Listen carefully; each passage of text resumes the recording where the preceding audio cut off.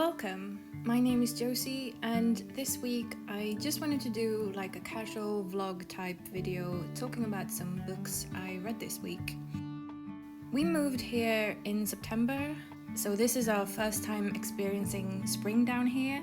We are from Umeå in the north of Sweden, and on Sunday we went for a long walk. We've gotten into this great routine of exploring, getting coffee and just looking around at things that we will want to check out further at another point. So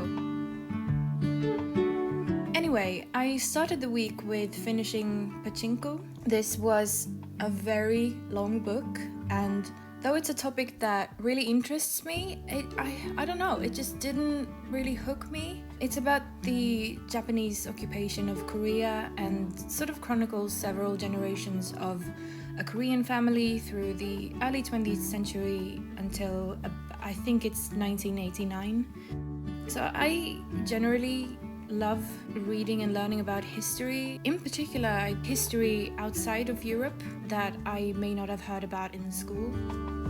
So anyway, this family relocates to Japan and the characters experience World War II and the discrimination. Basically, they're just trying to survive in general, and as we jump from one generation to another, the culture around them change.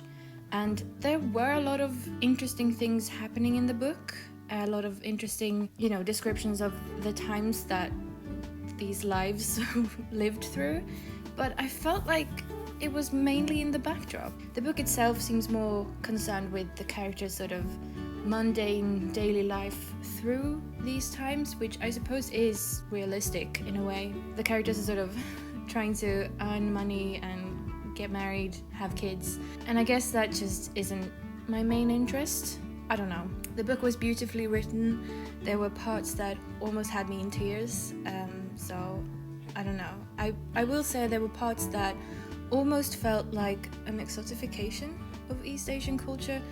And what I mean by that is that it felt like it was over-explaining things and maybe romanticizing things, like it was written from a Western perspective, which the author Min Jin Lee did grow up in America, so that might be why.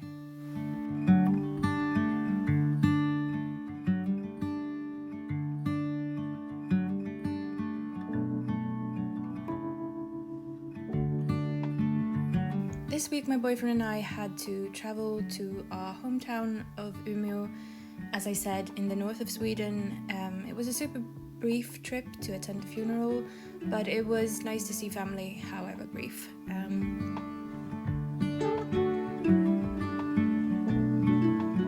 So on the plane I devoured We Were Liars by Lockhart, and it made me realize sort of what style of writing that I tend to find engaging, especially having just finished Pachinko. The story is about a girl from like an old money family with a strict patriarch, which is funny because I literally binged all of Succession this weekend, so funny coincidence. Anyway, the family is described as this really pristine, perfect family.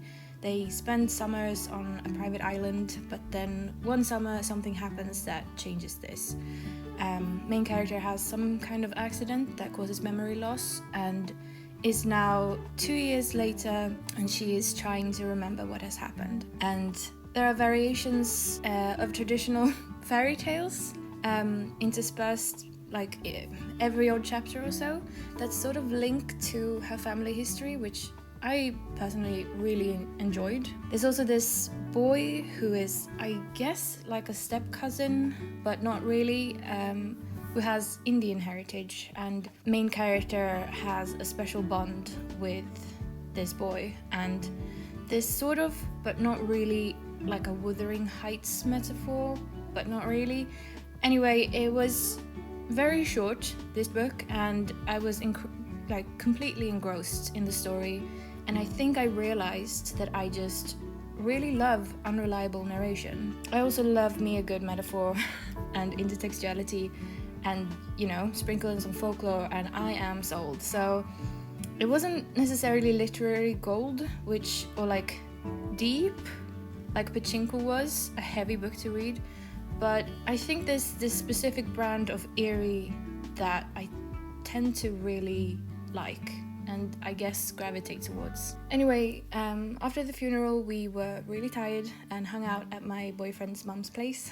It was really nice. I had some Agatha Christie that I downloaded onto my e-reader that I inherited from my dad last summer, and we just chilled for a bit and then we flew back home. I started reading The Secret of Chimneys and only got 2 chapters in, and it felt a bit slow going, but that might just be because I was tired. But anyway, I hope you have a lovely weekend. I don't know if this is interesting to look at or listen to, but thank you for watching and maybe I'll see you next time.